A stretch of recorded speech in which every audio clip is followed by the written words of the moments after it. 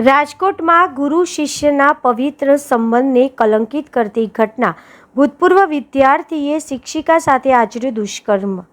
રાજકોટ શહેરમાં માનવતા અને સંસ્કારોને લજાવતી એક અત્યંત આઘાતજનક ઘટના પ્રકાશમાં આવી છે, જેમાં એક ગુરુ અને શિષ્યના પવિત્ર સંબંધોને લાંછન લાગ્યું છે. વર્ષો પહેલાં જે શિક્ષિકા પાસે સંસ્કાર અને શિક્ષણના પાઠ ભણ્યા હતા, તે જ પૂર્વ વિદ્યાર્થીએ વિકૃત માનસિકતાનો પરિચય આપી પોતાની શિક્ષિકાને શારીરિક અને આર્થિક શોષણનો શિકાર બનાવી છે.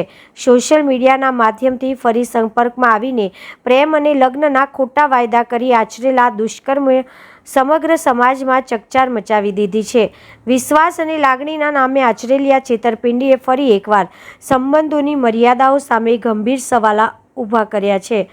રાજકોટમાં ગુરુ શિષ્યનો સંબંધ લજવાયો. પૂર્વ વિદ્યાર્થીએ લગ્નની લાલચ આપી શિક્ષિકા સાથે આચર્યું દુષ્કર્મ. સોશિયલ મીડિયાની મિત્રતા બની જીવલેણ. 12 વર્ષ બાદ સંપર્ક કરી વિદ્યાર્થીએ શિક્ષિકાનું 2.5 વર્ષ સુધી કર્યું શારીરિક શોષણ. શિક્ષિકાનું સોનું વેચાવી 7 લાખ પડાવનાર શખ્સ સામે પોલીસ ફરિયાદ.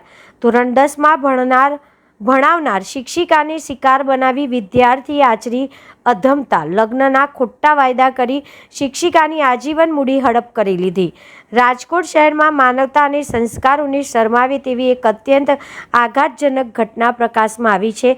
ધોરણ 10માં જે શિક્ષિકા ટીચર પાસે અભ્યાસ કર્યો, તે જ પૂર્વ વિદ્યાર્થીએ પોતાની ગુરુ સમાન શિક્ષિકાને પ્રેમજાળમાં ફસાવી 2.5 વર્ષ સુધી શારીરિક શોષણ કર્યું હોવાની ફરિયાદ નોંધાઈ છે. ગાંધીગ્રામ પોલીસ મથકમાં ધ્રુવીલ નામના શખ્સ સામે પીડિતા શિક્ષિકાએ દુષ્કર્મ અને છેતરપિંડીની ગંભીર કલમો હેઠળ ગુનો દાખલ કરાવતા શૈક્ષણિક જગતમાં ભારે ચકચાર મચી ગઈ છે. સોશિયલ મીડિયાથી સંપર્ક અને વિદેશ જવાના સપના. આ ઘટનાની ચોંકાવનારી વિગતો મુજબ આરોપી ધ્રુવીલ અને શિક્ષિકા વચ્ચેનો સંપર્ક અભ્યાસ પૂર્ણ થયાના 12 વર્ષ બાદ સોશિયલ મીડિયાના માધ્યમથી થયો હતો. શરૂઆતમાં સામાન્ય વાતચીત અને મિત્રતા કેળવ્યા બાદ આરોપીએ શિક્ષિકાને વિશ્વાસમાં લઈ પ્રેમજાળમાં ફસાવી હતી. ધ્રુવીલે શિક્ષિકાને પોતાની સાથે લગ્ન કરી વિદેશમાં સ્થાયી થવાના રંગીન સપના બતાવ્યા હતા. આકર્ષક વાતો અને ઉજ્જવળ ભવિષ્યની લાલચમાં આવી જઈને શિક્ષિકાએ તેના પર આંધળો વિશ્વાસ મૂક્યો હતો, જેનો ગેરલાભ ઉઠાવી આરોપીએ સતત 2.5 વર્ષ સુધી દુષ્કર્મ આચર્યું હતું. 7 લાખની છેતરપિંડી અને આર્થિક લૂંટ. આરોપીએ માત્ર શારીરિક શોષણ નહીં, પરંતુ શિક્ષિકા સાથે મોટી આર્થિક છેતરપિંડી પણ આચરેલી છે. ધ્રુવીલે પોતાના બિઝનેસમાં મોટી ખોટ ખાઈ હોવાના કારણે આર્થિક તંગી હોવાનું બહાનું કાઢીને શિક્ષિકા પાસેથી સમયાંતરે મોટી રકમ પડાવવાનું શરૂ કર્યું હતું. પ્રેમ અને સંબંધના નામે તેણે શિક્ષિકાનું સોનું પણ વેચાવી દીધું હતું. આરોપીએ અલગ અલગ બહાના હેઠળ કુલ 7 લાખ રૂપિયા જેટલી રકમ હડપ કરી લીધી હતી.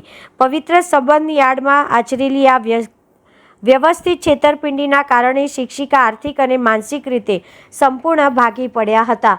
વિશ્વાસઘાત બાદ પોલીસ ફરિયાદ અને તપાસ. જ્યારે શિક્ષિકાને જાણ થઈ કે આરોપી ધ્રુવીલ લગ્ન કરવાના વાયદામાંથી ફરી રહ્યો છે અને માત્ર નાણાં પડાવવા માટે જ સંબંધ રાખતો હતો, ત્યારે તેમને હિંમત એકઠી કરીને કાયદાનો આશરો લીધો હતો.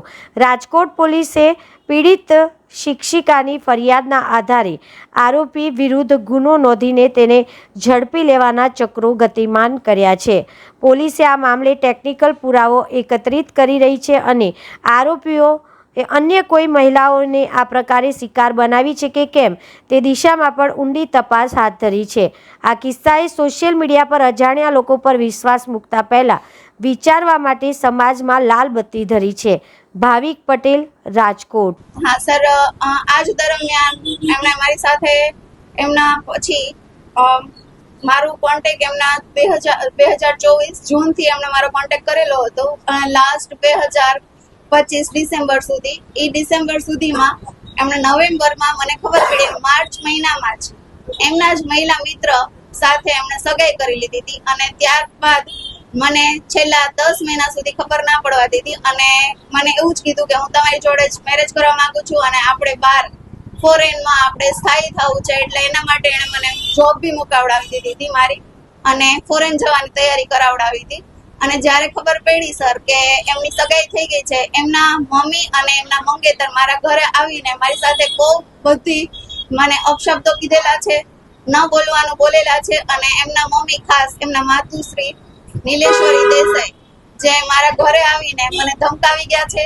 એમના મંગેતર પણ આવેલા હતા મારા ઘરે અને મને એવું કીધેલું કે આમની સગાઈ થઈ ગઈ છે, તમે આને કેવી રીતના આને તે મારા છોકરાને તે પૈસાથી ફસાયો છે, તું એટલી બધી મોટી કરોડપતિની દીકરી છો કે તું બધાને બોલાવે છે. અને સર ન બોલવાના ઘણા બધા શબ્દો બોલેલા છે. અને ખાસ કરીને મને એવું કીધેલું છે કે તું મને ઓળખતી નથી. એમના માતાએ તું મને ઓળખતી નથી, હું ગોંડલની ગુંડી છું અને રૈયાણીની દીકરી છું.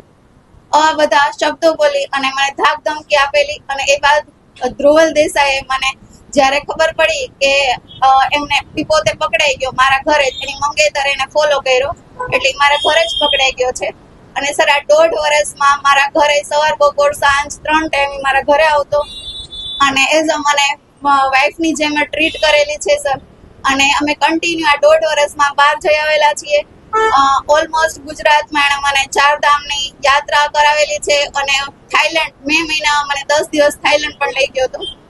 અને આ બધામાં જ આટલા મહિનામાં એણે મને જરા કે છે ને ભનક ના લાગવા દીધી કે એની સગાઈ થઈ ગઈ છે માર્ચ મહિનામાં જ.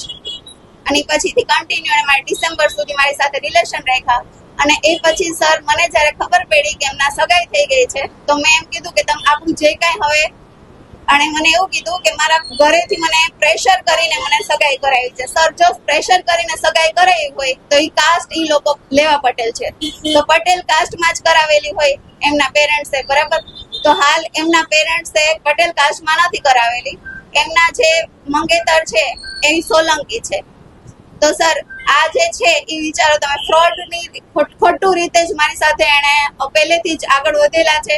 અને એ પછી મને એવું કહે છે કે મારે એમની સાથે સગાઈ તોડી નાખવી છે. તમને તો ખબર છે પટેલમાં ચટ મંગની અને પટ બિહા હોય છે.